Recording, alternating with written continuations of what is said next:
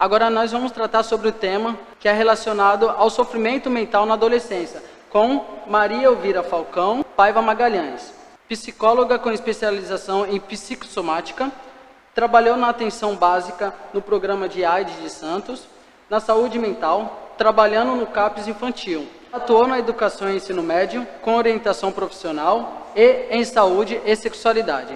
Na sua experiência, quais os transtornos mais comuns na adolescência e no início da vida adulta? Na verdade, eu gostaria de responder essa questão de uma outra forma. Porque quando a gente coloca a dificuldade do jovem com esta terminologia de transtorno, a gente vai sempre ter a tendência de pensar em questões mais patológicas ligadas à adolescência, quando este é um momento da vida onde, em si, já é um momento de muito sofrimento. Então, o adolescente vive tantas angústias, tantas dificuldades que se apresentam nesse momento de transição da vida, e que, na clínica, a gente recebe muito dessas queixas, né? Então, eu acho que é um pouco importante a gente tentar entender o que chega na clínica, né?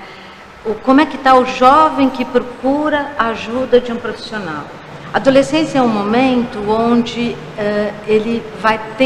o jovem vai ter que se dar conta de um corpo diferente, de desejo diferente, de expectativa e de percepção do real de forma diferente. A adolescência é um momento de travessia, onde aqueles sonhos que eu tinha na infância, aquilo que eu acreditava na infância, na verdade, nesse momento já não me servem mais. Então, é uma experiência de estranhamento, é uma experiência de fragmentação, porque o corpo começa a mudar, o desejo começa a mudar, a expectativa com relação a ele é outra.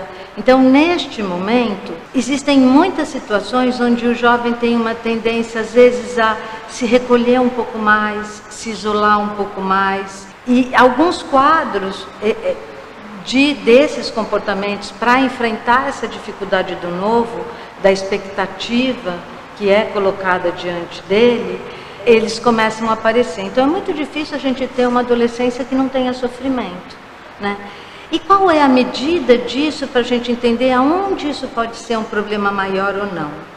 Porque, vejam, por exemplo, eu para estar aqui hoje e para estar conversando com vocês, isso mobiliza sentimentos em mim, então dá uma certa ansiedade. Será que eu vou corresponder? Será que eu vou conseguir fazer com que as pessoas consigam entender aquilo que eu quero dizer? Então a gente sempre fica. Então os sentimentos, todos eles fazem parte da vida da gente. A grande questão é a intensidade desse sentimento. Então, por exemplo, eu podia estar com medo de vir aqui hoje conversar. Esse medo é um medo normal, porque é um medo que me prepara para uma situação que eu não sei como é que eu vou poder lidar. Só que se esse medo é tão grande, tão grande, tão grande, que eu não consigo nem estar aqui sentado, que eu fico muda diante de vocês, esse medo é um medo que está me engessando, me dificultando. Então, o que acontece com as experiências do adolescente? As experiências do adolescente, elas vão estar cheias destas questões assim de medo, de ansiedade, de se reconhecer, de reconhecer o próprio corpo, né? Então, quando esse momento da vida dele passa a ter uma intensidade tão grande que o prejudica de conviver com as pessoas, que ele não consegue mais sair, que ele sente uma tristeza muito intensa, que começa a parecer, ele se sente desajustado. Neste nosso momento atual, onde as redes sociais, elas permeiam todas as nossas, entram nas nossas relações, e aí você vê, de repente, em rede social, todo mundo é feliz. Aí, de repente, quando eu me dou conta comigo mesmo, eu estou me achando feio, a minha voz não é a mesma, meu corpo não é o mesmo, o que falavam não tem mais sentido na infância. Então, eu acho que daí começam a aparecer algumas situações de um sofrimento mais intenso. Atualmente, o que eu tenho observado muito na clínica são jovens com muita dificuldade de socialização, né? Então que eles acabam se recolhendo, onde a gente podia identificar um quadro um pouco mais depressivo, um quadro mais de isolamento, de não conseguir conviver. E daí pode se ir encaminhando para situações, às vezes, mais difíceis. O jovem tem que experimentar pela primeira vez muitas coisas, né? Então é sempre esse jogo de como eu vou me dar, se eu vou ser aceito, né? Então isso está muito presente.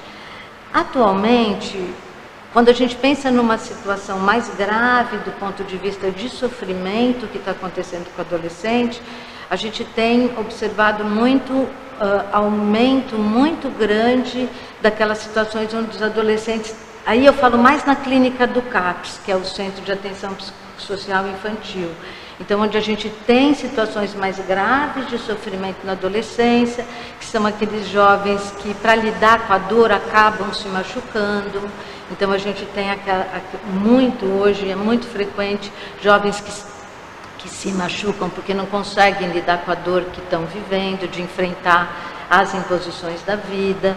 Então eu acho que a gente tem muito quadros depressivos, quadros de automutilação, esses são os quadros mais graves que se apresentam, mas no geral a adolescência em si é um período difícil, é um período de sofrimento. E eu acho que está aí a grande questão. Eu não gosto de colocar isso em transtorno porque eu acho que é transitório. Quando a gente coloca transtorno, a gente meio que marca como se tivesse uma patologia da adolescência. E a adolescência normal, ela é sofrida. Ela é um momento cheio de dúvidas, incertezas, contradições, ambiguidades. Eu não sei quem eu sou, eu não sei para onde meu desejo se dirige, eu não sei se aquilo que falaram que eu tenho que ser realmente eu devo ser, né? Então é mais ou menos isso. Por que a ansiedade é tão comum entre jovens e adolescentes? Ela pode desenvolver algum transtorno ou doença mental? Bom, se nós pensarmos novamente nessa fase da adolescência, quando a adolescência se apresenta, na verdade, assim, esse é o momento onde eles vão ter que fazer as primeiras escolhas da vida. A liberdade de escolha é o primeiro valor adulto que está colocado diante do jovem. Tudo que a gente faz pela primeira vez dá muita ansiedade, não dá? Então, assim, o adolescente está fazendo tudo novo, é tudo primeiro. É a primeira experiência amorosa, num sentido mais de um contato de outra forma, que não aqueles desejos da forma como ele vivia na infância. Então, toda essa descoberta, todo esse mundo que está pela frente dele é hiper amedrontador. Se a gente pensar nisso em termos de mundo atual, onde existe uma cobrança enorme do jovem de como ele vai se colocar na vida, se ele vai ter sucesso ou não, e aí quando ele chega no ensino médio já começa orientação profissional, ele tem que saber o que ele quer, ele tem que ser feliz, porque todo mundo aparentemente é feliz, então são muitos desafios que estão colocados diante do adolescente neste momento. A ansiedade, ela se faz presente justamente porque a ansiedade tem muito a ver com uma expectativa do que está por vir, do que está no futuro, do que pode acontecer, né? Então, neste sentido, é um momento que é repleto desta sensação de ansiedade. Ansiedade se aquela pessoa com a qual eu estou gostando, ela vai me olhar. A ansiedade em perceber que meu desejo não se dirige da forma como se falavam que tinha que ser. A ansiedade com relação ao meu corpo que está se modificando e eu me olho no espelho e eu não me reconheço. Quem sou eu? Quem é? Então a adolescência é um momento de luto, é uma trajetória, é um momento onde ele vai experimentar pela primeira vez experiências absolutamente novas que são muito difíceis e que a cobrança com relação a isso é intensa. Quando que isso pode ser um quadro mais grave? É um pouco por aquilo que eu tinha falado anteriormente. Tem a ver com a medida, com a intensidade dessa experiência de ansiedade. Então, se essa ansiedade ela passa a atingir um nível tão grande que eu não consigo encarar ou lidar com as coisas que se apresentam na minha vida, isso pode ir se congelando numa situação onde eu acabo tendo dificuldade nos relacionamentos, onde eu acabo me isolando, né? Onde várias situações acabam acontecendo que eu posso ter o meu sofrimento ser muito intenso. Aí, nesses casos, ele pode desenvolver situações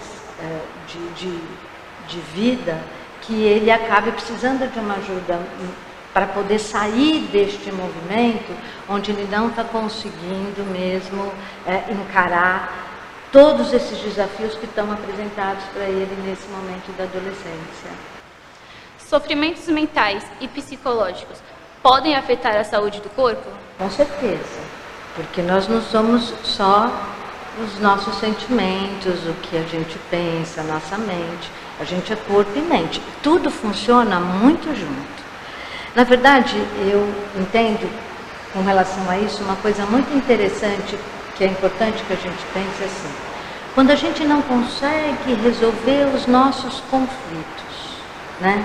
Do ponto de vista do nosso sofrimento, quando a gente não tem espaço para falar do nosso sofrimento, para conversar sobre que as coisas acontecem, ou seja, quando a gente não consegue elaborar, entender aquilo que a gente está vivendo, a gente vai guardando essa coisa como se a gente fosse, na verdade, um acúmulo dessas coisas, sabe? A gente funciona exatamente como uma panela de pressão. Tudo que a gente sente, tudo que a gente experimenta, a gente vai, e a gente precisa, assim como a panela de pressão, ir pondo para fora essas coisas que nos incomodam, que nos magoam, que nos dão medo, né? E isso precisa ir saindo. Quando o jovem ele não consegue falar sobre isso, entrar em contato com essa dor, e essa pressão não consegue sair de alguma forma, e a gente vai contendo, isso vai... se a gente não consegue elaborar o conflito, existe uma tendência muito grande desse conflito se manifestar em sintomas, em somatizações. Então existe uma possibilidade, por exemplo, às vezes quando as pessoas não estão muito nervosas, aí tem dor de estômago, aí começa a ficar mal do estômago, tem gastrite. Então a gente tem muitas doenças, é muito interessante, que estão muito relacionadas a quadros emocionais onde a pessoa não consegue lidar com aquele sofrimento, não consegue elaborar aquela dor, e aí esse sofrimento ele acaba se manifestando através de alguma patologia. Então, assim, não é o sofrimento que causa gastrite, mas é a dificuldade de lidar com aquele sentimento que afeta um órgão do meu corpo onde eu tenha mais predisposição, mais sensibilidade, né? Nós somos assim. Então, tem pessoas que têm mais tendência a ter dor de ouvido, pessoas que têm mais tendência a ter dor de garganta, problemas intestinais. Então, o nosso emocional está inteiramente ligado a essas questões do nosso corpo. E isso funciona junto. Alguns quadros de somatização, inclusive, são muito graves. Existem doenças clássicas que hoje já são reconhecidas como doenças, por exemplo, a doença de Crohn, que é uma doença do intestino, que tem uma relação muito grande com a questão emocional. Os problemas de gastrite, existe uma possibilidade, sim, da gente adoecer e se fragilizar do ponto de vista clínico, se a gente está numa desorganização importante do ponto de vista emocional. Eu percebo que muitos jovens têm dificuldade em acompanhar as matérias nas escolas. Quais são os problemas que podem estar ligados a isso? Eu acho que são tantos os problemas relacionados a isso que é difícil a gente generalizar e querer colocar tudo numa mesma resposta, porque não existe. Porque existem dificuldades de ordem mesmo, que são de uma dificuldade mesmo de compreensão, de uma dificuldade cognitiva, que é um índice bem menor, as pessoas que têm dificuldade com relação a isso, é mais fácil de identificar. Agora, também existe uma outra questão hoje, que diz respeito à escola, que eu acho que é muito importante a gente pensar, que é essa escola de hoje, nesse mundo digital, onde existe, eu acho que tudo evoluiu um pouco, mas a escola continua no mesmo modelo. A carteirinha uma atrás da outra, a criança tem que ficar sentada. Então, num mundo que te exige muito, num mundo que é muito rápido, num mundo que você resolve tudo com um clique do Google, né? Você precisa de uma resposta, você não sabe escrever uma palavra, você vai lá, pum, você aciona um equipamento, quer dizer, essa geração digital, hoje, ela acaba tendo um pouco mais de dificuldade de lidar com esse movimento que é o movimento de uma escola que não se aproxima das necessidades reais do jovem na atualidade. Então isso gera muitas dificuldades escolares no sentido do jovem conseguir dar sentido àquilo que ele está fazendo na escola, entender, pois é para quê?